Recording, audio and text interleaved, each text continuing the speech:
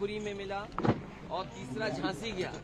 न केवल यहाँ किसान हैं, गरीब मजदूर हैं, व्यापारी हैं, बल्कि बड़ी संख्या में ऐसे लोग भी हैं जो रिटायर्ड फोर्स से आए हैं, फौज के लोग हैं।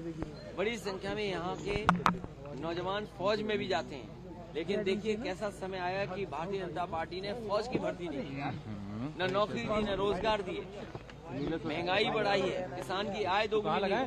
ये पूरा इलाका है जहाँ पर बड़े पैमाने में किसान धान पैदा करता है। अरे किसी को कीमत नहीं मिली। जो मंडी भी बन रही थी यहाँ पर एक्सप्रेसवे के किनारे, उस मंडी को वैसा ही का वैसा इस सरकार ने छोड़ दिया।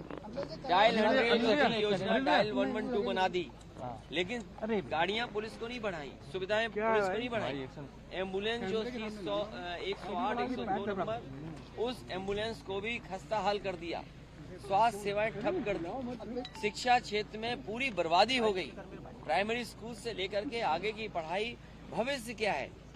और जिस क्षेत्र से मैं लड़ने जा रहा हूँ चुनाव, उस क्षेत्र में जैन इंटर कॉलेज भी है जहाँ कभी नेताजी पढ़ाते थे, पढ़े भी हैं।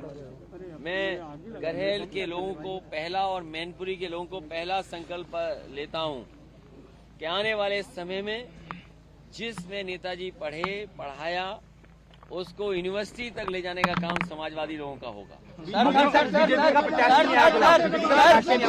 प्रत्याशी आएगा, लेकिन हारने के लिए आएगा। कोई भी भारतीय जनता पार्टी का प्रत्याशी आएगा, वो ऐतिहासिक वोटों से हार के जाएगा। बाबा जी कह रहे हैं कि 10 मार्च को गर्मी ठंडी कर लेंगे। अखिलेश जी, बाबा जी कह रहे हैं 10 मार्च को गर्मी ठंडी कर देंगे। अखिलेश जी, 10 मार्च को तो वैसे ही गर्मी आ जाएगी। होली का त्योहार लगभग आज शिमला बना देंगे। अखिलेश जी, भारतीय जनता पार्टी को बताना चाहिए कि नौजवानों को रोजगार, नौजवानों का भविष्य कब बनाएंगे। सवाल ये नहीं कि गर्मी आएगी कि सर्दी आएगी, सवाल ये है कि किसानों की आय दोगुनी होगी कि नहीं होगी, और नौजवानों का भविष्य बेहतर होगा कि नहीं होगा। नेताजी केशव कह रहे हैं कि यूपी की पूरी राजनीति सामुदायिक ध्रुवीकरण पे आ गई है। अमित शाह जी पर्चे बांट रहे हैं, राजनाथ जी पर्चे बांट रहे हैं, और आज योगी जी ने भी साफ कह दिया कि समाजवादी पार्टी की जो टोपी है वो दंगों से लाल है। वैसे तो बीजेपी के लिए कोरोना नहीं है। अगर थूक लगा करके पर्चे बांटे जाएंगे तो कोरोना बढ़ेगा कि कोरोना कम होगा। जो लोग थूक लगा करके पर्चा बांट रहे हैं वो कहीं न कहीं कोरोना फैला रहे हैं और आचार संहिता का उल्लंघन कर रहे हैं। और जो लोग कह रहे हैं टोपी के लाल रंग को, ये लाल रंग से घबराहट है इनको। लाल रंग केवल टोपी का सवाल नहीं है। हमारा आपका, हम किसी भी जाति धर्म के हों, हमारा सबका खून लाल है।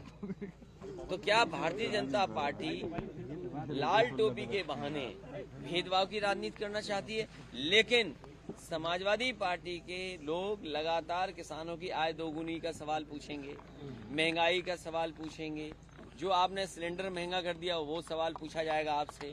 इनको घरों में जाकर के जो पर्चा बांट रहे हैं, सिलेंडर देखना चाहिए भर गया क्या नहीं भरा है, और पहले कितने रुपए में भरा जाता था, आज कितने रुपए में भरा जा रहा है। साथ ही साथ इन्हें ये भी देखना चाहिए कि जो घर है, गरीब के घर में अगर ये पर्चा बांटने जा रहे हैं तो हमें तो बता रहे हैं कि आज सरसों का तेल भी इतना महंगा हो गया। क्या बीजेपी को समझ में नहीं आता कि सरसों का तेल इतना महंगा हो गया? नेताजी कल बजट क्या उम्मीद रखते हैं? बजट में क्या उम्मीद रखते हैं? देखिए, इनके बजट जो भी आए हैं, उद्योगपतियों के बजट आए हैं। इन्होंने उद्योगपतियों को ज्यादा मजबूत किया है, किसान को कमजोर किया है, उद्योगपतियों को मजबूत किया है। यहाँ जितने लोग खड़े हैं या जितने लोग सुन रहे होंगे कोविड के समय पर और लगातार इनकी सरकार की नाकामी के कारण सबने अपने सेविंग अकाउंट से पैसे निकाले होंगे। बीमारी में सेविंग अकाउंट में इंटरेस्ट कम हो गया, लेकिन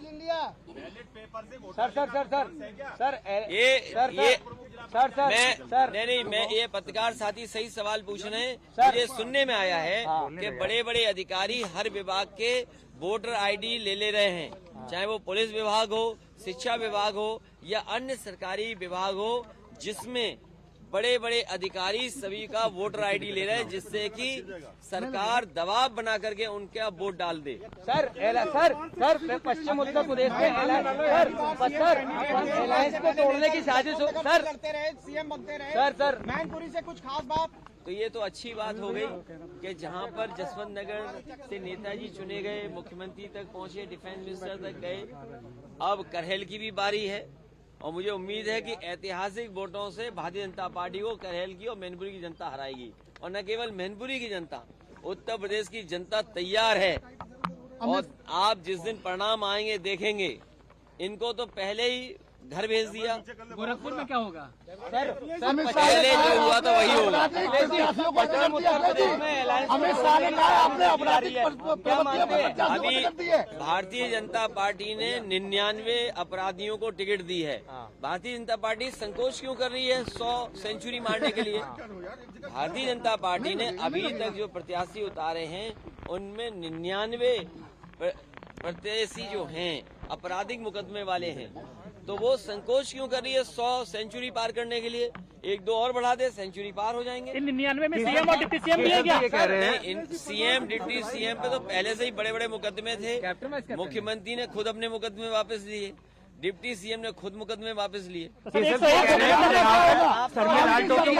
जालना टोपी है, किसम जी बोल रहे हैं। भारतीय जनता पार्टी को बताना चाहिए कि नौजवानों के हाथ में रोजगार कब आएगा, नौजवानों के हाथ में नौकरी कब आएगी। आपकी सरकार बनती है सर, तो आपका आजमगढ़ का राष्ट्रीय क्या होगा? लोकदल का जो गठबंधन है, जिसके साथ भी अन्याय हुआ उसके साथ न्याय होगा। आपने बहस की चुनौती दी थी, बहस के लिए उधर से जवाब नहीं आया सर। तोड़ने की आपको लग रहा है महंगाई पे जो बहस करना चाहे कर सकता है, बेरोजगारी पे जो बहस करना चाहे कह सकता है। कोई सोच सकता है कि इलाहाबाद में बच्चों के साथ क्या व्यवहार हुआ है? और केवल इलाहाबाद में नहीं या प्रयागराज में नहीं, लखनऊ में जब भी नौजवान अपना रोजगार और नौकरी के सवाल पर आया उसे अपमानित कर करके भेजा है। क्या प्रयागराज में जिस तरीके से बटों से मारा गया, उनके हॉस्टलों में पुलिस घुस गई, न जाने कितने हजार लोगों पे अज्ञात में मुकदमे दर्ज हो रहे हैं। ये कोई सरकार है? जो सरकार नौकरी नहीं दे रही, रोजगार नहीं दे पा रही, वो नौजवानों को अपमानित कर रही। आगरा में पहली बार अलग अलग विधानसभा के हिसाब से काउंटिंग हो रही है, तो आप मानते हैं कि इलेक्शन कमीशन भी कहीं न कहीं सरकार उपयोग कर रही है? पहली बार हो रहा है ऐसा। देखिए, पहले मंडी समिति में 9 की होती थी, अब अलग अलग बार हो रही है। अगर अलग अलग भी हो रही है तो हो सकता है कि चुनाव आयोग ने ये जो प्रोटोकॉल के तहत कि एक जगह ज्यादा लोग ना जाएं, बीमारी को लेकर के, कोरोना को लेकर के, तो ये नियम तो पालन करने ही पड़ेंगे। क्या उत्तर प्रदेश में नेताजी कितने वोटों से, कितनी वोटों से यहाँ से? ऐतिहासिक वोटों से यहाँ की जनता जिताएगी। और केवल समाजवादी पार्टी करहेल से नहीं, मैनपुरी और पूरे उत्तर प्रदेश में देखिएगा आप, जनता तैयार है मतदान करने के लिए। इसीलिए भारतीय जनता पार्टी की भाषा बदल गई। आप बताइए, बड़े बड़े नेता आ रहे हैं, उनकी भाषा क्या है? किस तरफ चुनाव को ले जाना चाहते हैं? उन्हें बताना चाहिए कि जिन्होंने कहा था कि देश की अर्थव्यवस्था $5 ट्रिलियन इकोनॉमी ले जाएंगे, उत्तर प्रदेश के मुख्यमंत्री ने कहा कि $1 ट्रिलियन इकोनॉमी ले जाएंगे। आज अर्थव्यवस्था कहाँ जा रही है?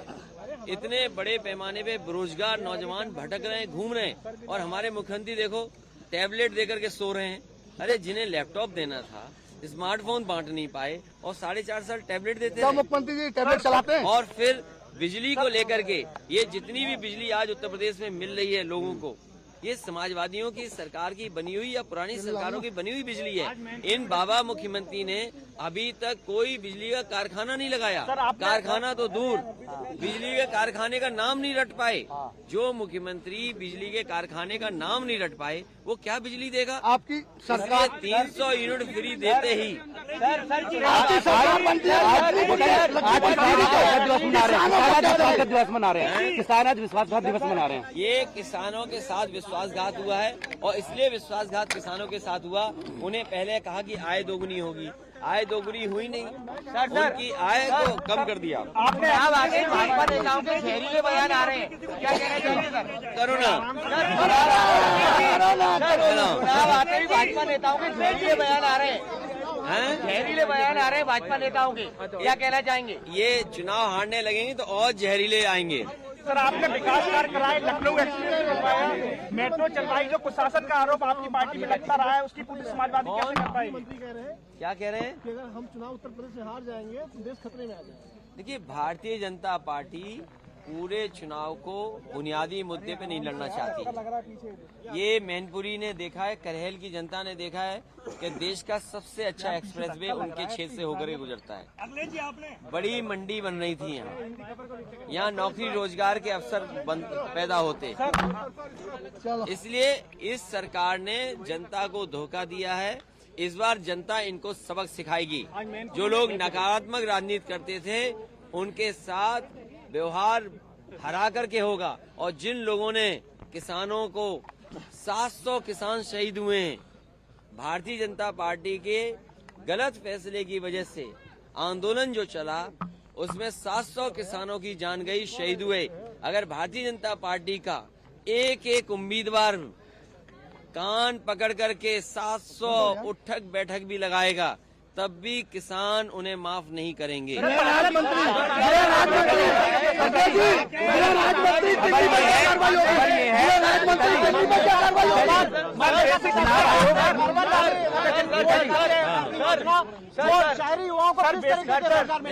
रोजगार को लेकर के मैंने ये कहा कि जितने भी सरकारी विभाग में पद खाली हैं उन पदों को भरा जाएगा। और साथ ही साथ आईटी सेक्टर में, क्योंकि आईटी सेक्टर जिस तरीके से आगे बढ़ रहा है और समाजवादी सरकार में जो फैसले लिए थे आज उससे भी आगे बढ़ रहा है आईटी सेक्टर। और लोगों ने महसूस किया है कि हर क्षेत्र में आईटी की सर्विसेज बढ़ रही हैं। तो पहला संकल्प लिया था कि 22 लाख अच्छी नौकरियां समाजवादी सरकार में नौजवानों को देने का काम और रोजगार से जोड़ने का काम समाजवादी सरकार में होगा। 22 लाख केवल आईटी सेक्टर में। अभी मैंने सरकारी विभाग नहीं जोड़े। और इसी तरह समाजवादी पार्टी ने ये भी तय किया है कि पुरानी पेंशन बहाल होगी। और पुरानी पेंशन को लेकर के जैसे ही समाजवादियों ने ये कहा कि हम पुरानी पेंशन बहाल करेंगे, वो क्या शुरू कर रहे हैं? उनके चीफ सेक्रेटरी ये कह रहे हैं कि नई और पुरानी की बहस छेड़ रहे हैं।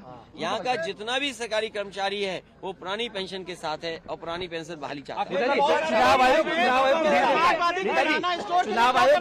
नहीं, उसमें कोई देखिए, जो समाजवादी पार्टी ने थाली के लिए कहा कि गरीब को 10 रुपए में थाली मिले जिसमें पौष्टिक आहार हो, पौष्टिक भोजन हो।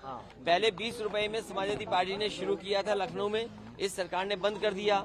अक्षय पात्रा को बढ़ावा दिया था जिसमें बच्चों को हॉट कुक्ड फूड मिल रहा था, दूध भी दे रहे थे, फल भी दे रहे थे। समाजवादी सरकार बनेगी तो समाजवादी थाली में पौष्टिक भोजन मिलेगा और 10 रुपए की होगी। साथ ही साथ कुछ ऐसी चीजें जो जरूरत की हैं, क्योंकि लोहिया जी ने कभी सिद्धांत दिया था दाम बांधो का, और दाम बांधो के तहत अगर हमें समाजवादियों को समाजवादी स्टोर्स या किराना बाजार ऐसे खोलने पड़े जो जरूरत की चीजें हैं उनके दाम कम हो, फिक्स हो, तो शायद गरीब लोगों को और आम लोगों को ज्यादा लाभ पहुंचे। नेताजी, चुनाव आयोग ने संकेत दिया है, चुनाव आयोग ने संकेत दिया है,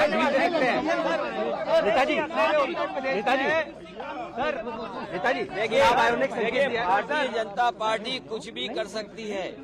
3 काले कानून ही नहीं, वो तो वापस कर ही सकती है। किसानों की जमीन कैसे छीने वो भी कुछ इंतजाम कर सकती है, क्योंकि किसानों के साथ भेदभाव कर रही है, किसानों की मदद नहीं कर रही है। ये सरकार कानून ला करके और इन्होंने बहुमत के साथ बड़े लोगों की मदद कर रही है, उद्योगपतियों की मदद। नेताजी, चुनाव आयोग ने संकेत दिया है कि रैलियों के लिए, चुनाव आयोग ने संकेत दिया है कि रैलियों के लिए छूट मिल सकती है। नहीं, हमारा परिवारवाद तो भारतीय जनता पार्टी खत्म कर रही है। हमारा परिवार तो भारतीय जनता पार्टी खत्म कर रही है। भारतीय जनता पार्टी को बधाई। चुनाव आयोग ने संकेत दिए हैं। अब्दुल्ला आजम खान ने जानकारी बताया। और दूसरी बात आपने अभी किसानों की कही, आज 31 जनवरी है, पूरे देश में किसान प्रदर्शन कर रहे हैं। बता दिया। मैं किसानों को बधाई देता हूं वादा खिलाफी आंदोलन के लिए। और किसानों ने जब जब लड़ाई लड़ी है, किसानों ने लड़ाई जीती है। और किसानों की एकजुटता और वोट को लेकर के जो चुनाव उत्तर प्रदेश और पंजाब में आ गया, उसकी वजह से भारतीय जनता पार्टी ने 3 काले कानून वापस लिए हैं। इनकी नीयत साफ नहीं है, इन्होंने बहुमत का दुरुपयोग किया और किसानों के लिए काले कानून लाए। आने वाले समय में किसान एकजुट हो जाएं। और मैंने पहले भी कहा कि जिस तरीके से 700 किसान शहीद हुए हैं, भारतीय जनता पार्टी का एक एक प्रत्याशी अगर कान पकड़ करके उठक बैठक भी लगाएगा 700 बार, तब भी किसान उन्हें माफ करने वाले नहीं है। चुनाव आयोग ने संकेत दिए हैं सर नेताजी, चुनाव आयोग ने संकेत दिए हैं कि रैलियों में झूठ पत्रकार साथी है, सब तुम ही बोलोगे सर हैं। बीजेपी के लोग अरे रुको एक मिनट, अब खड़ा तो होने दो। बीजेपी कुछ भी कर सकती है, नाम बदल के कुछ ले आएगी तो सर अरे गृह राज्य मंत्री भारतीय जनता पार्टी ने और हमारे बाबा मुख्यमंत्री ने एक भी बिजली का कारखाना नहीं लगाया। अगर एक भी कारखाना लगाया हो तो बताओ हमें। नेताजी बाबा मुख्यमंत्री ने एक भी बिजली का कारखाना लगाया हो तो बताओ। नेताजी चुनाव आयोग ने संकेत दिया है कि प्रतिनिधियों में ढील दी जा सकती है। जो ढील दें जल्दी दें ढील। सर बेसिक शिक्षा के संदर्भ में मुझे नहीं पता कौन लड़ रहा है, लेकिन एक बात मैनपुरी की जनता ने तय किया है कि इस बार ऐतिहासिक वोटों से भारतीय जनता पार्टी हारेगी। नकारात्मक राजनीति खत्म होगी, खुशहाली की राजनीति शुरू होगी, भाईचारा की राजनीति होगी। ऐसे लोग जिन्होंने अपना संकल्प पत्र कूड़ेदान में फेंक दिया हो, उनसे क्या उम्मीद जनता करेगी। आज कौन सी जनता दुखी नहीं है बताओ। कोरोना के समय पे आपको खुद ऑक्सीजन ढूंढनी पड़ी, नहीं ढूंढनी पड़ी? आपको अपनी दवाई ढूंढनी पड़ी, आपको बिस्तर नहीं मिला। और ये सरकार कह रही थी सब इंतजाम अच्छा था, इन्होंने जनता को अनाज छोड़ा है। लॉकडाउन के समय पर, कोरोना के समय पे भी अनाज छोड़ा जनता को। ये है भारतीय जनता पार्टी। चुनाव प्रचार के लिए छूट मिलनी चाहिए, छूट मिलनी चाहिए। ये चुनाव आयोग को तय करना है कि क्या नियम बनेंगे भविष्य में और कैसे चुनाव। मामले कम हुए हैं। मैं तो देख रहा हूँ कि आप और हम लोग दोनों कोरोना के नियम जो इलेक्शन कमीशन ने बनाए, हम पालन कर रहे हैं हम लोग, और इसी तरह पालन करते रहेंगे। धन्यवाद। 80 और 20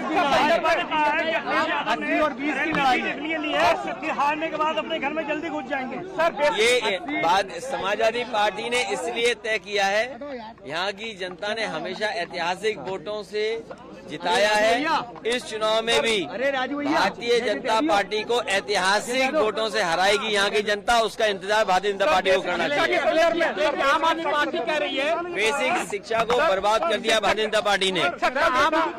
भाजपा का ये तर्क है सर। अरे छोड़ो यार, कहाँ क्या नाम है।